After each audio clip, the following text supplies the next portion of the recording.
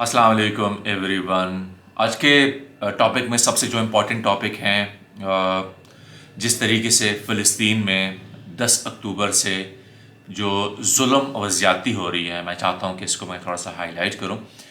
10 अक्टूबर 2023 से लेकर अभी तक फ़लस्तीन में आलमोस्ट तकरीबन 29,000 एंड अबाव लोगों को शहीद किया गया, जिसमें से जो हाफ हैं ये तकरीबन 14 to 15,000 लोग वो हैं जिसमें छोटे बच्चे शामिल हैं।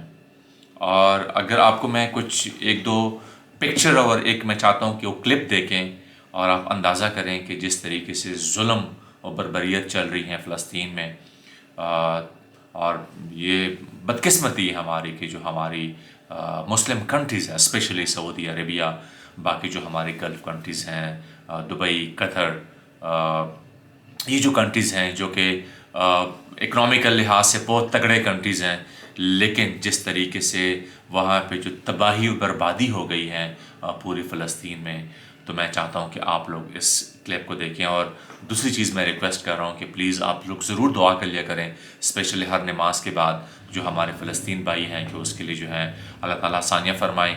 और प्लीज़ आप लोग इस क्लिप को देखें। Thank you.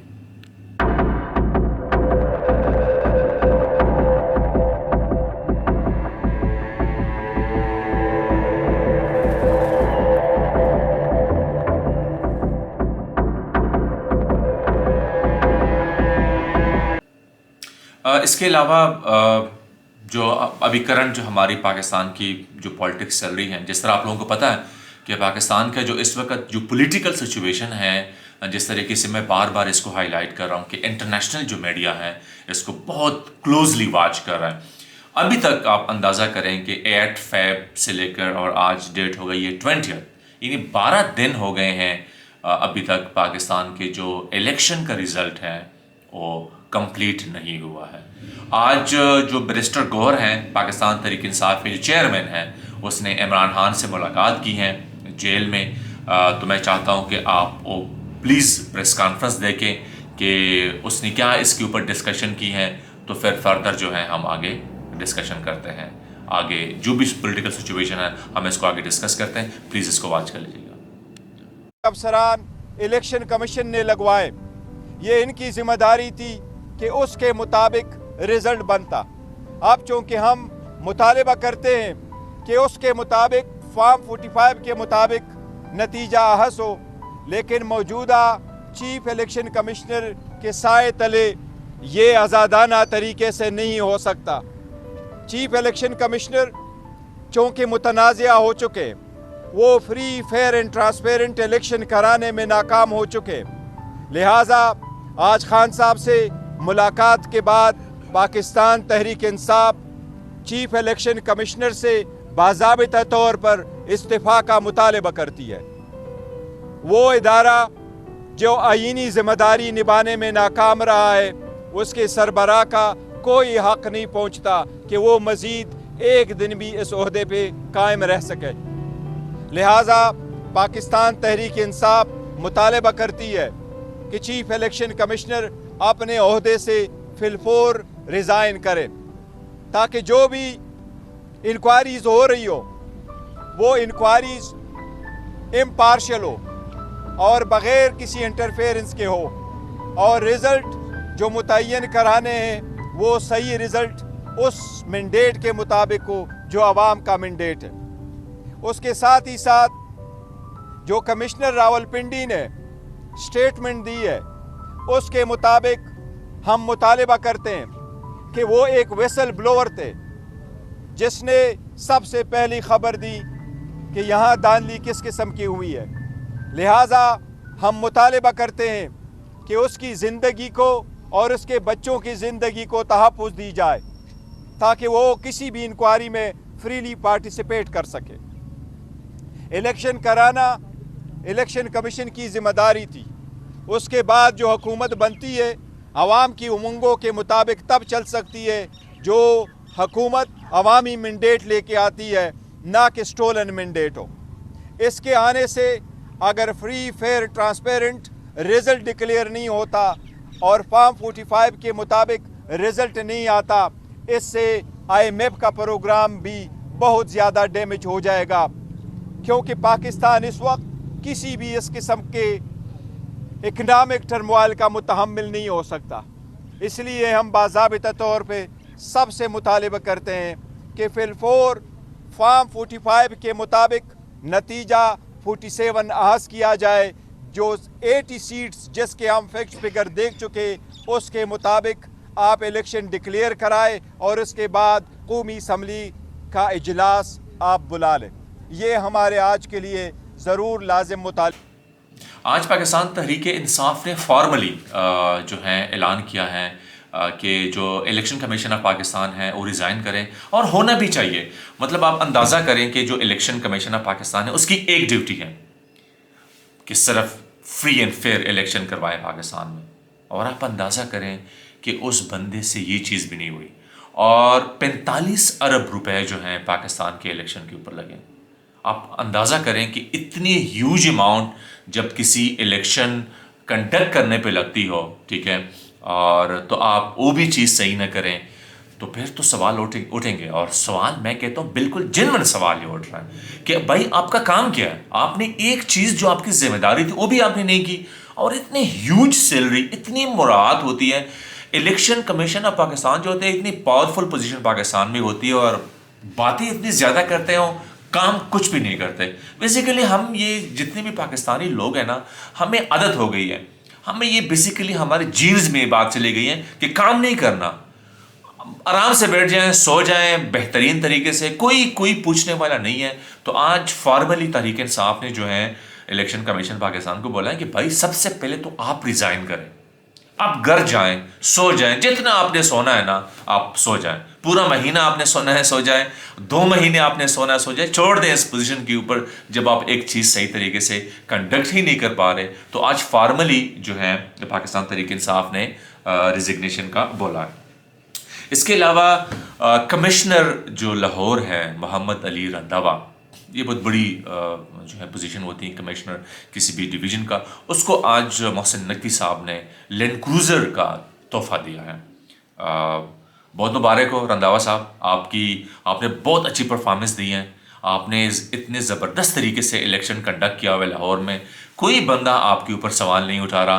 कहते हैं कि रंधावा साहब ने इतने खूबसूरत तरीके से इलेक्शन कंडक्ट किया, कोई कंप्लेन नहीं करा, कोई 1% जो है लोग कह रहे धांधली नहीं हुई।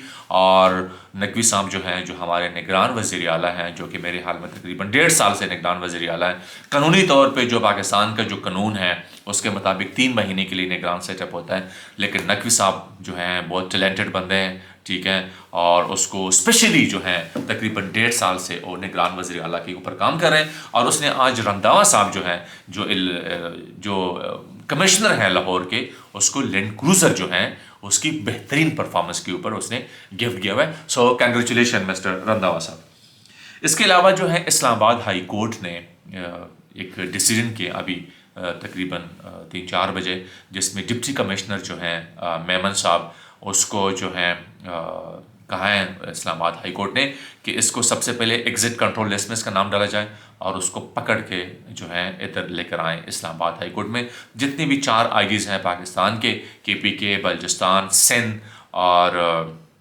पंजाब, उसको कहा है IGs को कि ये बंदा जो है डिप्टी कमिश्नर इस्लामाबाद जो है ये बंदा पाकिस्तान से बाहर ना जाए, ये मतलूब है इस्लामाबाद हाई कोर्ट को।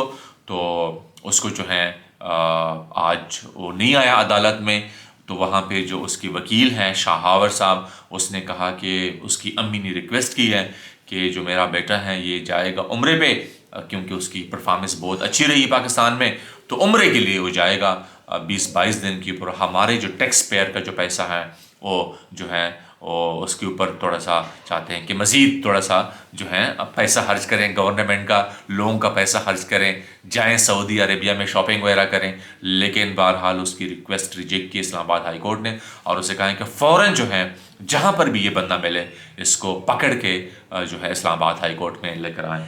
तो ये एक न्यूज़ थी। इसके अलावा जो है आज इस्लामाबाद हाई कोर्ट के जो